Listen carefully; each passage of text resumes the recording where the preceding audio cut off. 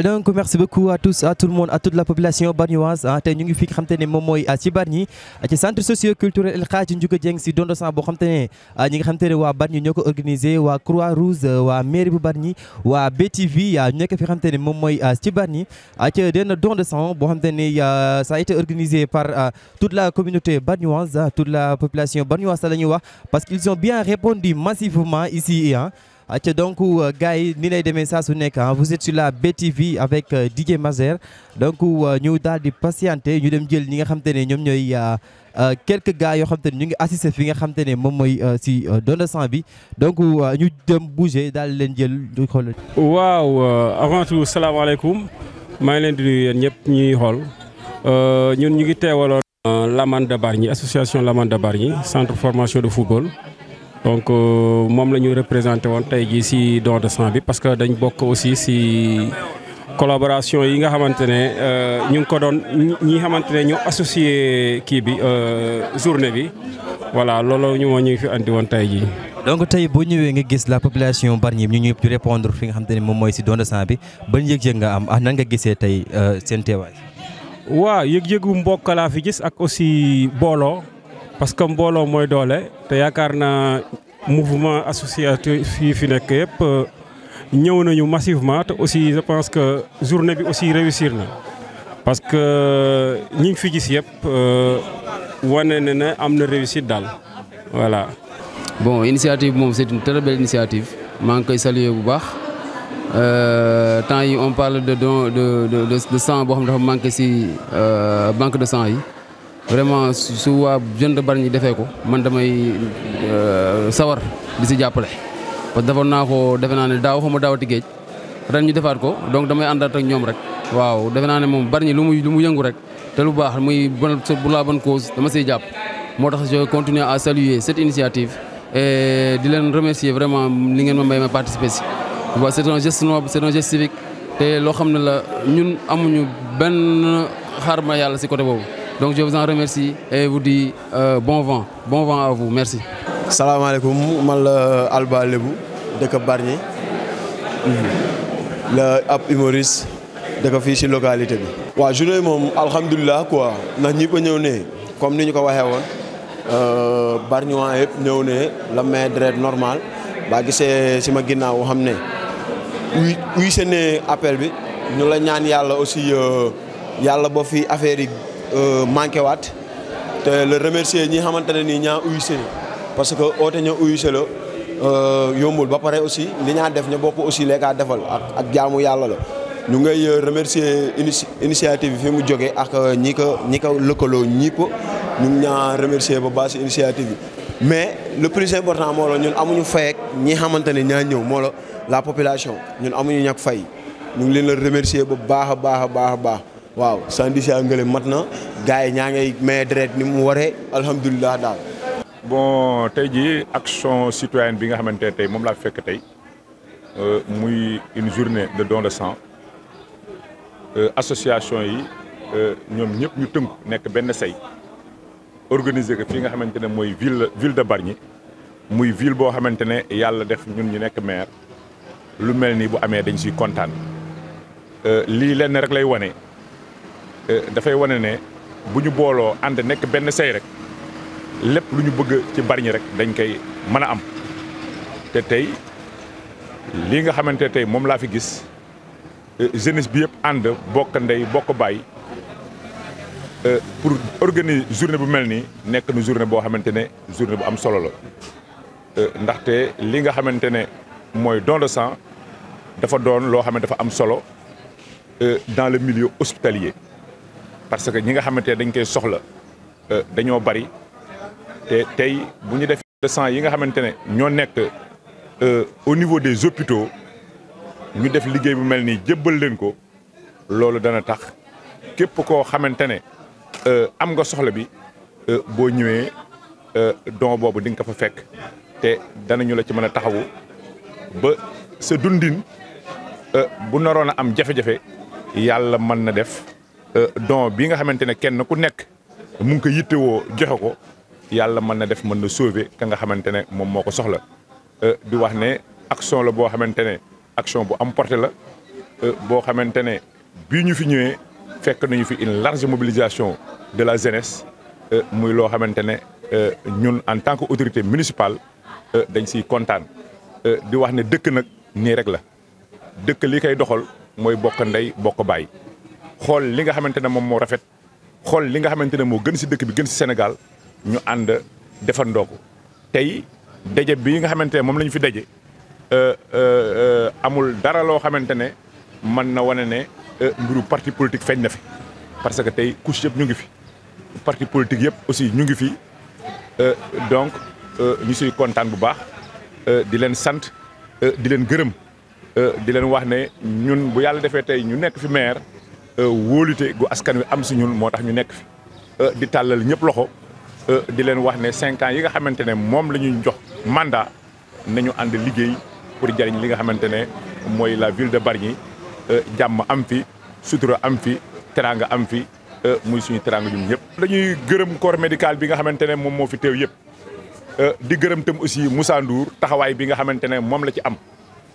parce que Bargny pour mu dox il faut ku ci nekk taxawaay ba nga xamante ne fa nga nekk ak la nga mane nga ñëw mettre ko au service des populations de Bargny te Moussa Ndour yaakaar naa ne loolu la def tey ànd ceeg hôpital militaire ñu ànd ñëw fii teew fi pour que journée bi mën a nekk journée boo xamante ne journée bu ñuy jox ndam lay doon. encore une fois di féliciter aussi le corps médical bi nga xamante ne moom moo fi teew di leen gërëm ci seen taxawaay di leen gërëm aussi ci seen pas-pas parce que tey lii buñ ko defee suñu bopp aussi lañ ko defal lii buñ ko defee ñoom aussi lañ ko defal parce que lii nga xamante ne tey mooy don de sang bi nga fiy joxe tey dina leen permettre ñu mën a am benn ravitaillement boo xamante ne au moins d'ici peu de temps xëy na bu ñu nekkee ci dans le besoin lépp loo xamante ne soxla nañ ko danañu ko mën a jël foofu pour saafara ña nga xamante ne ñoo am jàngoro joo xamante ne dañuy soxla sang boobu. donc encore une fois ñu ngi gërëm le corps médical di gërëm aussi le docteur Moussa Ndour di gërëm tam aussi toute la jeunesse ici présent ak toutes les associations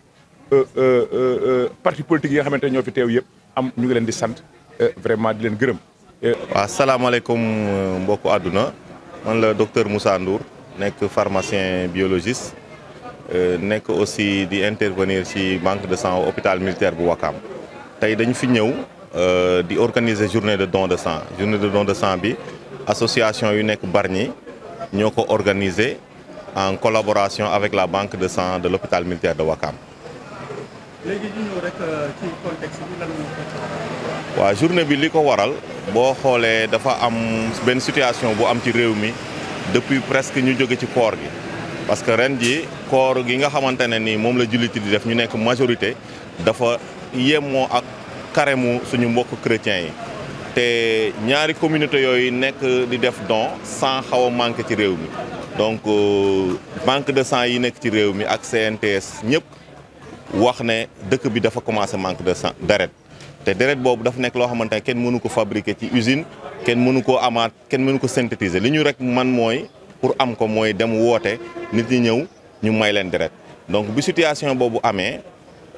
doomu Bargny yi ñu commencé ci waxtaan ku mel ni Abdou Aziz Gueye moom moo njëkk a def publication ne ñun sang manqué na si réew mi ñun lan la ñu mën a def si la ñu commencé discuter ñu ne pourquoi pas ñu organiser don de sang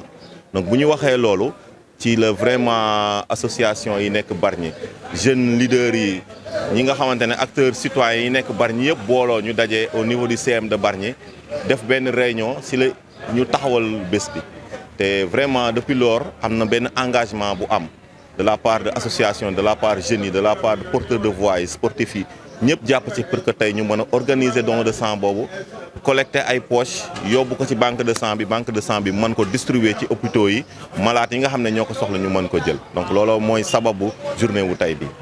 waaw salaamaaleykum man la Ibrahima Gueye di président de BIC 2D muy Bargny initiative citoyenne donc journée bi comme ni ko sama naataango waxee donc le mouvement associatif bargnois bi ñu xamee ne appel bi xamante ne moom la ñu lancé muy appel boo xamante ne c'est un engagement citoyen mais aussi c'est un geste humanitaire si la ñu regroupé fédéré ñun ñëpp suñuy force ne lii kat Bargny warul des gannaaw loolu moo waral ñun ñëpp ñu toog waxtaan ne tey jii kat lii xamante ne moo ñu yëkkati en tant que acteur citoyen war nañu si wane suñu bopp journée bi nag bi ñu ko commencé bu léegi dañ ko commencé teg benn kuréel goo xamante ne sur le plan communication sur le plan organisationnel ñu waxtaan si xool nan la ñu war a mën a def pour toucher tous les Bargnois yi yëpp ñoom tamit ñëw nañu répondre ñu lii war na nag li tax ñu répondre mooy au début du processus dañ leen intégrer ñoom ñu jël mbir mi approprier ko donc ñu ngi remercier vraiment les Bargnois les porteurs de voix si porteurs de voix yooyu aussi ñu ngi siy jukki ñu mel ni imam yi tey gis nañ ne organisation am na fii ñun ñu am ci organisation mais même au niveau du juma ñoom dañ seen prêche yi dañu si wax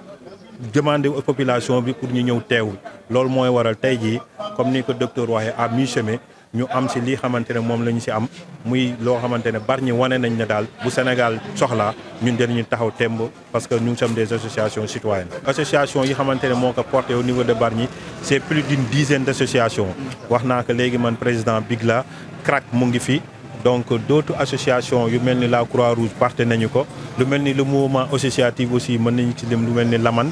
d'autres porteurs de voix au niveau de Bargny yow aussi ñëw nañu fédéré donc mbir mi daal ni ñu ko mën a waxee mbiru waa Bargny yëpp la ku si nekk en fonction sa fi ngay xamante ne fa ngay yëngatoo bi ñu wootee gis nga ne kat li ñu woote nii c'est pour askan wi te pour Sénégal nga ne kat man du ma des gannaaw moo tax ñu ñëw fédéré suñuy force nii ñëw pour jëmmal bés bi muy bés boo xamante ne aussi dañ koy delloowaat joxaat ko population bi xamante ne ñoo am engagement bi xamante ne am nañu ko. Man c'est Aminata Ndione, 4e adjointe maire commune de Bargny. Je suis là aussi en tant que secouriste mais aussi en tant qu'acteur communautaire. taxawaay bi mooy taxawaay bu mat sëkk boo xam ne taxaw nañu ko pour journée bi mën a réussir à 100%. ma leen di remercier aussi ci initiative bi di remercier les organisateurs di remercier aussi le docteur monsieur Ndiour. di remercier ñi xam ne ñoo initié li ba li mën a am tey aussi. accompagnement bi mooy aussi tamit bu fekkee da nga nekk ci commune nga nekk dirigeant aussi li nga man mooy ñi ci biti li ñu la defal andil la ko mu doon lu positif mënoo si lu dul def accompagnement bi. te aussi tamit la maire en personne am nañu ak moom audience te tamit li ñu ko waxoon ci journée bi ne woon na ne ak lépp lu ñu soxla ci journée bi moom il est prêt à nous accompagner di tamit di remercier ñëpp au nom du maire aussi de la commune de Bargny. Le nom c'est Nar Faye, président de l'association des personnes à mobilité réduite ici à Bargny. waaw xanaa di ko rafetlu avant tout nag di remercier monsieur Ndour mi nga xam ne Bargny la nekk gis ni don de sang bi c'est national mu ne Bargny war na ci wane boppam bi mu ñëwee mu contacter ay frères am waxtaan ci ak ñoom contacter association yi nga xam ne ñoom ñoo nekk Bargny eux aussi ils nous ont appelés. Donc pour dire que c'est l'unicité de la jeunesse bargnoise ñoom ñoo booloo muy association yi fi nekk yëpp ne war nañ koo mën a def war nañ koo mën a réussir c'est Bargny qui demande donc quand Bargny demande sa jeunesse est vivement représentée donc mu nekk mbir moo xam ne boole nañ ci encore une fois les personnes à mobilité réduite mosuñu leen si génnee nag parce que moi personnellement awma ci xaaj ak seen ak leneen mais nag boo gisee ñu woo ñu ci na ñu ñëw leen c'est juste pour montrer que ni amul benn c'est homogène amul lenn loo xam ne y a différence entre kii wala lii nii donc dañu koy rafetlu daal c'est du respect pour nous le fait de nous intégrer sur ces genres d'actions c'est beaucoup de respect envers les personnes à mobilité réduite. waaw moom lay faral di wax Bargny moom heure bu boolee boppam rek am ndam heure bu jeunesse bi yëpp teewee rek nga gis ne li ñuy def incha allah dañu koy réussir te aussi différence amul peut-être boo déggee wax ji tamit lu mu mënti doon ku nekk dafa bëgg a génne idée bi développé Bargny bu idée yi bëree nag dina am différence ku nekk dina jàpp ne idée mi la bonne mais à chaque fois bu ñu retrouver wu ci benn mbir rek day nekk loo xam ne nii réussite lay am nañu don de sang bi nag donc di wax encore une fois monsieur Ndour ñoom ñi nga xam ne ñoom ñoo nekk ci hôpitaux yi di ay doomu Bargny don de sang bi jàll na nañ ñu initier leneen tamit parce que la population bargnoise a besoin de cela ñoom ku nekk zone bi nga féete di fa liggéey fexeel aussi Bargny gis ci boppam comme ñoom niñ ko defee tey jii nii buñ jógee ci lii nañu def leneen ñi nekk ci tribunaux yi et autres ñu jàppale Bargny ci ay audience foraine ak leneen ñi nekk ci emploi bi ñu jàppale jeunesse su Bargny ñu dugal leen donc loolu daal mbir la boo xam ne ñu ngi koy rafetlu encore une fois c'est Bargny qui demande. maa ngi tudd Seydou Maïga nekk major banque de sang hôpital militaire de Ouakam xanaa di rafetlu action bii ngeen def ndax don de sang ku koy def mooy sauver ay vie ndax ñi ci bénéficier wu sunuy soxna lay sunuy papa lañu sunuy yaay lañu sunuy mbokk doomu aadama lañu ba tax na pay gi ngeen ci am pay gi ngeen ci am yàlla rek moo ko mën ñun nag nañ def suñ kem kattan ba dinañ leen ci defal bilan boo xam ni buñ ko doon xayma dina nekk valeur de 45 000 li tax def don de sang baax dina la permettre nga xam sa statut sérologique tout ce qui est HIV 1 ak 2 dinañ la ko seetal tout ce qui est hépatite B ak C dinañ la ko seetal umpule wu leen ni hépatite moo lëmbe réew mi nit ki dina ko xam dina ko am di dox ak moom te du ko xam bu dee sida sax am na lu ñu koy moytoo mais sunu chercheurs yi sunu docteurs yi borom xam-xam yi ba léegi kenn mënu laa wax lan mooy joxe hépatite certes nag xam nañ li nga xam ne moo koy yokk nit ki dina am hépatite du ko xam ba pare dëkk ci li koy yokk bu ko defee ñun dinañ leen may bilan boo xam ni d'une valeur de 45 000 boo xam du ngeen ci fay dara sa groupe sanguin di nga ko xam di nga xam sa statut sérologique maanaam HIV bi hépatite yi aussi dañ leen ko seetal loolu mooy avantage bi incha allah bu ñu paree ñun ci collecte bi nii dañ ko yóbbu Dakar bu ñu traité sang bi ba pare def ci bilan bi après dina am retour bilan bi dina ñëwaat ci yéen te bu leen fàtte ni sang bi aussi bala ñu ko jox keneen il faut ñu saytu ko parce que nit ki aussi mën na bëgg a maye fekk du mën a maye. bala ñuy passer à l'acte aussi day am ay consultation lu ñuy wax consultation pré-don maanaam malade volontaire bu ñëwee dañ koy jëlal constante biologique maanaam il faut ñu xool poids bi il faut ñu xool tension il faut ñu xool taayam mineur mënta maye même su bëggee maye koo xam ne dafa jël la juróom-benn fukki at maanaam 60 ans aussi du ko mën jigéen ju war na lor du ko mën jigéen ju toll diggante maanaam di fóotit du ko mën buy nàmpalit te doomam ëppul juróom-benn weer aussi di ko mën loolu daal mooy inconvénient mais leneen lu ci ne dina ko mën a def. deret maanaam du jaay ci grande surface yi doomu aadama rek moo ko mën a may doomu aadama rek moo ko mën a may doomu aadama moo tax ma ne leen fayug yàlla ngeen ciy am fayug yàlla ngeen ci am ci koor la ñu génn pourtant bi ñu wareeg léegi matul sax weer ngeen organiser lu toll nii ñu ngi leen sant di leen gërëm. di commencer cant gi ci sama chef de service muy le colonel Yohanidou Wane nga xam ne mooy médecin chef hôpital militaire de Ouakam di ci teg aussi sunu chef de service mooy le professeur Moustapha Mbow bu URSF bu Diamniadio man maay major maa ko fi nekkal waaw. kon daal am ngeen satisfaction. alhamdulilah kontaan nañu man bi ma dugg see li ma gën a impressionné mooy organisation bi parce que vidéo yi jàllale naa ko ci panel bi maanaam sunu kilifa yi jot nañ ci li ma njëkkoon dañ ma félicitation très belle organisation loolu la ma wax bi ma dikkee fii gis naa ngeen sol ay t-shirt ngeen organiser wu def en amont remplir fiche yi gisuma mu amul benn càmbal njabal teg ngoon ko ci aussi li ma ci gën a mooy la discipline da ngeen ko discipline de telle sorte que ku ci ne fi ngeen ko wax yam fa mu yam fa ku ci ne ñëw def consultation bu aptee mu dem joxe même bu aptul dañuy continuer defal ko tube defal ko mu bénéficier wu ci bilan bi ndax yéene ji la ñuy yàlla dina fay yéene balay jëf di ñëw.